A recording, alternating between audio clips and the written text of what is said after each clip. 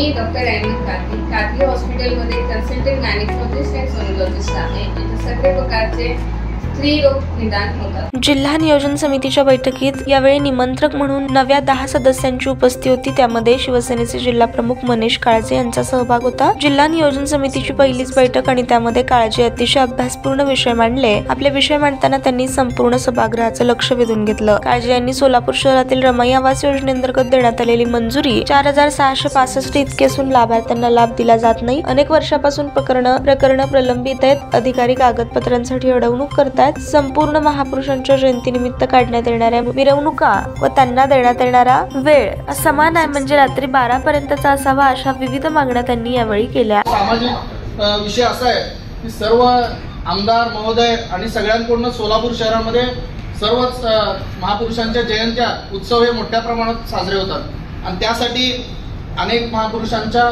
जयंत्या हे रात्री 12 वाजेपर्यंतच्या मिरवणुका असतात आणि दरवेळेस मुद्दा येतो, दरवेळेस पालकमंत्री महोदयांसमोर मुद्दा येतो आणि बाकीच्या अहिल्यादेवी होळकर असतील, महात्मा बसवेश्वर महाराज असतील, अण्णाभाऊ साठे जयंती असेल, या जयंतीला रात्री 10 पर्यंतचा असा दुजाभाव न करता सर्वांना एक सामाजिकतेचा भान ठेवून आपण जिल्हाधिकारी स्तरावरती, कारण पोलीस प्रशासन जिल्हाधिकाऱ्यांना सांगतं की ते कलेक्टरांच्या लेवलवरती आहे।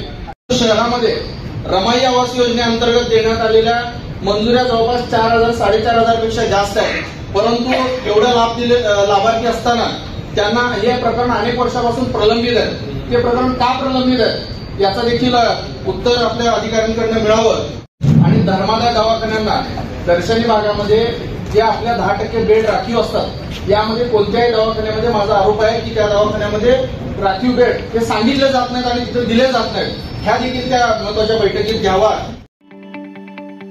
ताज्या बातम्या पाहण्यासाठी प्राईम महाराष्ट्र न्यूज चॅनलला सबस्क्राईब करा।